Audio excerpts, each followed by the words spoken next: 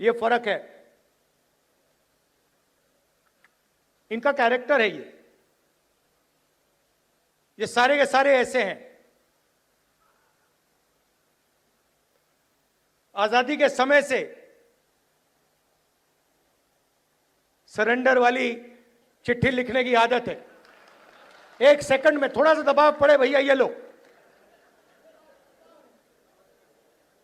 हाँ, तो ये इनका कैरेक्टर है। कांग्रेस पार्टी सरेंडर नहीं होती है। गांधी जी, जवाहरलाल नेहरू, सरदार पटेल,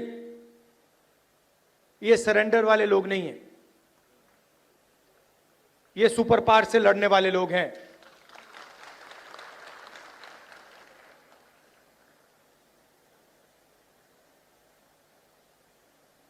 तो जाति जनगणना की बात मैंने कहा, देखिए आपको जो करना है करो। हम सामाजिक न्याय की लड़ाई लड़ेंगे और जाति जनगणना को हम लोकसभा में पास करेंगे। मोदी जी पहले कहते थे कोई जात नहीं है, फिर सिर्फ 4 जात हैं। चुनाव के समय वो ओबीसी बन जाते हैं।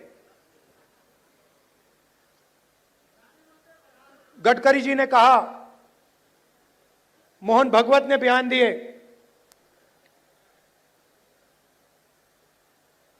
थोड़ा सा दबाव पड़ा, एकदम सरेंडर हो गए।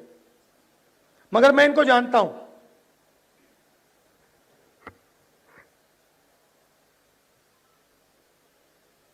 जैसे इन्होंने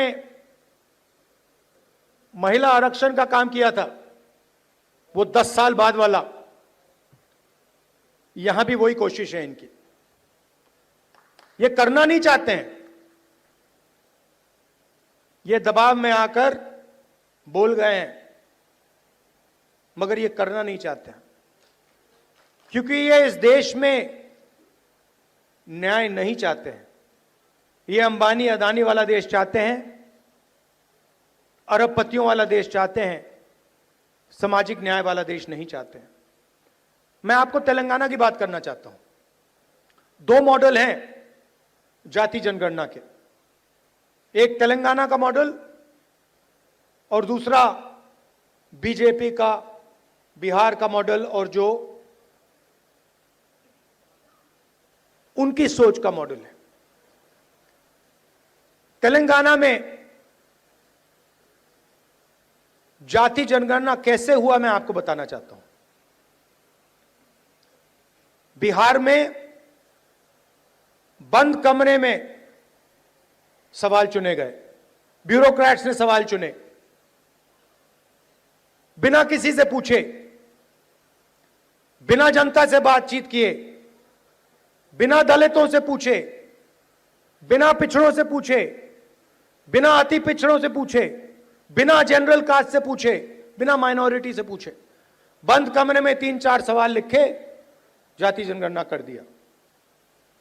तेलंगाना में हमने लाखों लोगों से सवाल पूछा, दलितों के संगठनों से, आदिवासी के संगठनों से, उनके नेताओं से, और हमने उनसे पूछा कि देखिए हम जाति जनगणना करने जा रहे हैं, सर्वे करने जा रहे हैं, आप इस सर्वे में कौन से सवाल चाहते हो। 3.5 लाख लोगों ने हमारी प्रोसेस में एक साथ मिलकर सवाल निकाले, और उसके बाद बिहार में सेल्फ रिपोर्टिंग था। अगर आप बोलना चाहते हो तो बोलो, नहीं बोलना चाहते हो तो नहीं बोलो। तेलंगाना में हर व्यक्ति, हर परिवार के घर में सरकार के ऑफिसर्स गए और उन्होंने उनसे सवाल पूछे। नतीजा मैं आपको बताना चाहता हूं। जाति जनगणना में क्या पता लगा। तेलंगाना का जो कॉर्पोरेट स्ट्रक्चर है, प्राइवेट सेक्टर है, आप हैरान हो जाओगे। तेलंगाना का जो प्राइवेट स्ट्रक्चर है, प्राइवेट सेक्टर है, सीईओज, सीनियर मैनेजमेंट, कंपनी के मालिक, इन सब की लिस्ट में आपको एक दलित, एक आदिवासी, एक पिछड़ा वर्ग का व्यक्ति नहीं मिलेगा। यह सच्चाई है।